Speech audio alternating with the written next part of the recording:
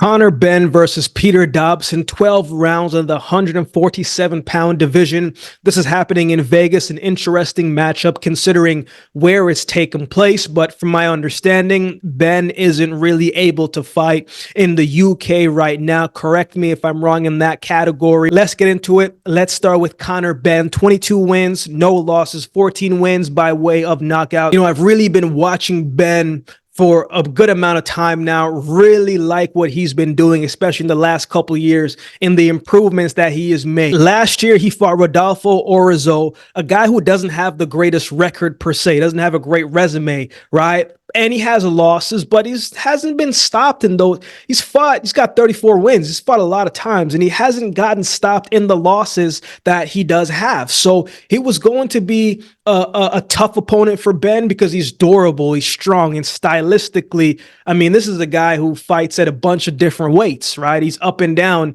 So it was going to be interesting to see, one, the version of Conor Benn that we were going to see, and how was he going to handle a bigger fighter? How was he going to handle the package of Orozco, right? And you got to see early in that fight that Benn is an explosive fighter. He's quick with his punches, quick with his hands. He's got good head movement. He's a good counter puncher. And consistently throughout that fight, Orozco made it tough on him, right? Because of the pressure that he was consistently bringing each and every single round. Benn was having success with the right hand all night. Anytime he threw that hand, it's like he couldn't miss.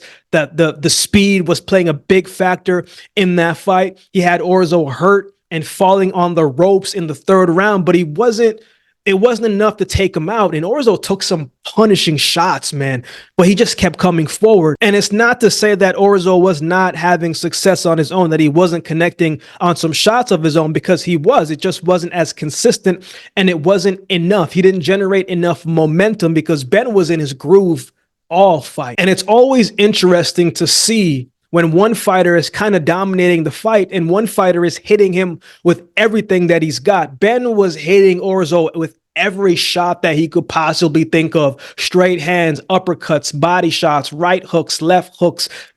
Every single shot in his repertoire he hit Orozco with, but Orozco, the man just took it, right? And it's not that the shots didn't hurt.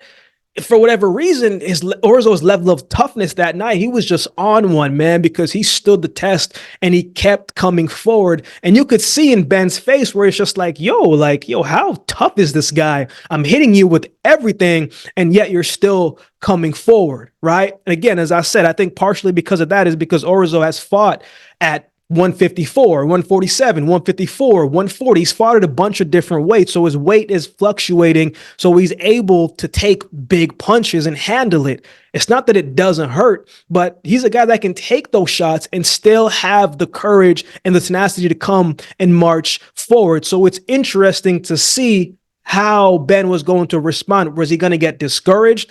Was he going to have a mental lapse and he gets caught with shots? Or was he going to continue doing what he's been doing from round one all the way to the end? And that's exactly what he did. He just kept doing what he was doing and doubled down on what was working. And he was just consistent throughout the fight. And when I was watching that fight the first time and watching it live, I didn't really think it was that good of a performance from Conor Benn.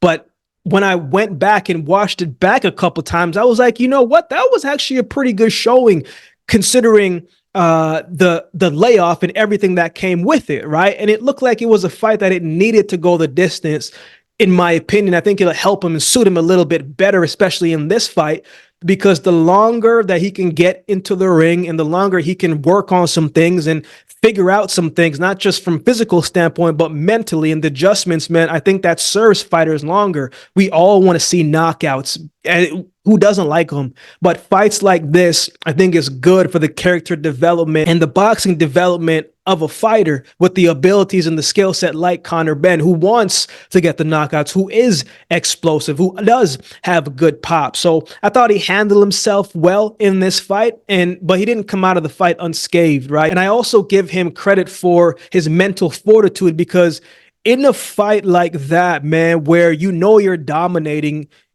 offensively, your defense you can have a moments of lapse in your defense, right? And after Orozco, the punishment that he was taking, Orzo never stopped coming forward. And those are dangerous fighters because you can take them for granted because you're already dominating the fight. And you might say, you know what, I can take this round off, and you can just hit a couple of jabs here and hit sparingly, and they can be the one to catch you with a shot, and the whole fight could change. So I thought Benn did a very good job of being mentally strong consistently throughout the fight, and just doing what was working and didn't back off of that. Let's talk about his opponent, Peter Dobson. 16 wins, no losses, 9 wins by way of knockout. Pistol Pete is the nickname, man. I think he's a good fighter. I think he's solid. He's got the size. He's got the power in the shots. He's trying to set up that right hand. That's the money shot right there for him. He targets the body well. He's coming to punch through you, right? He's not trying to stand on the outside, trying to hit that jab and box. No, he's trying to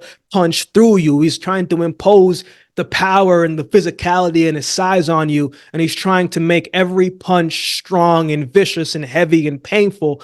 And he's trying to take you out. He's a physical guy. He's going to be in your face. He's coming to fight. He wants to make it rough and he wants to make it tough. And I wonder if there will be parts throughout this fight where Benn gets sucked into fighting his fight, right? Because maybe he's trying to prove a point, trying to prove that, man, I can hang with any of these guys at 147. If it's a physical fight, I can be physical as well, too. If it's boxing, I can stand on the outside and I can box my way to a victory. I'm not expecting him to fight Dobson's fight, but sometimes fighters come in trying to prove a certain point. So it'll be interesting to see how that one goes. Not expecting it, but maybe he does. Dobson hasn't fought since 2022. That year, he fought 2 times, won both of those fights by unanimous decision. In his last fight, he fought Rodrigo Coria, a fighter who with a 10-3 record. I couldn't find that fight, didn't see tape on that fight, but from the scorecards, he seemed to have won that fight pretty wide.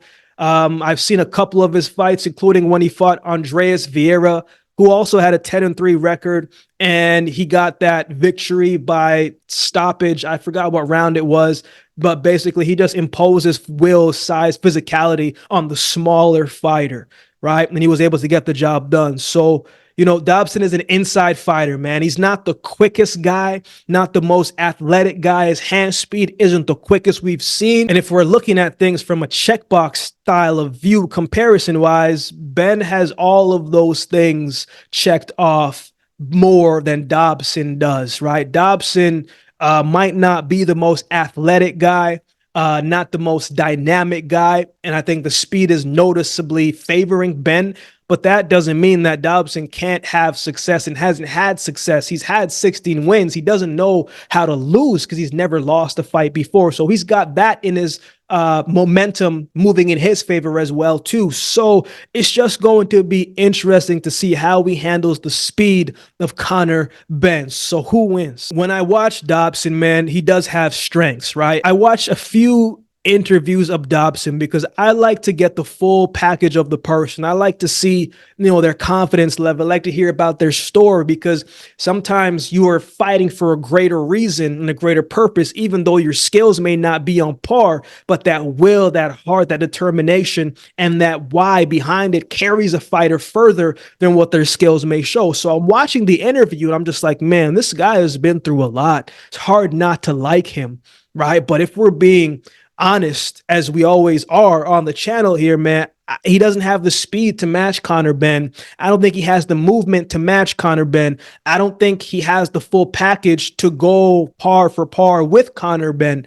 So it's going to be interesting to see what the adjustments are, what the game plan is. But I really think the speed of Conor Benn is going to play a factor. And even more, I think the inactivity is going to play a role and a toll as well, too. In this fight, I could see a situation where Conor Benn explodes in, lets off a 5-6 piece combination, and Dobson doesn't respond.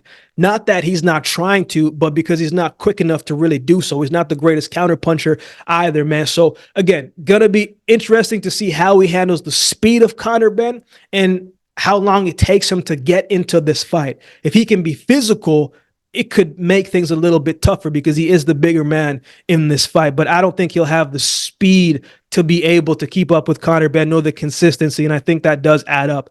I like Conor Benn to win this fight by stoppage. If I had to say, it happens within 7 rounds. What are your thoughts on this fight? Who do you have winning this one? Let me know in the comment section below. If you'd like to support the channel, there's a couple ways you can do so. You can like, comment, share, and subscribe to the channel. If you'd like to support by way of donation, you can find options in the description below. Also, my Cash App handle will be on screen as well. Any amount goes towards the growth of this channel and will be greatly, greatly appreciated. Shout out to everybody that continues to like, comment, share, and subscribe to the channel. I appreciate each of you. Shout out to all the members holding down the membership section. I appreciate each of you as well. So with all that being said, if you've been watching the video, this time do me a favor and subscribe to the channel, and we'll definitely see you next time.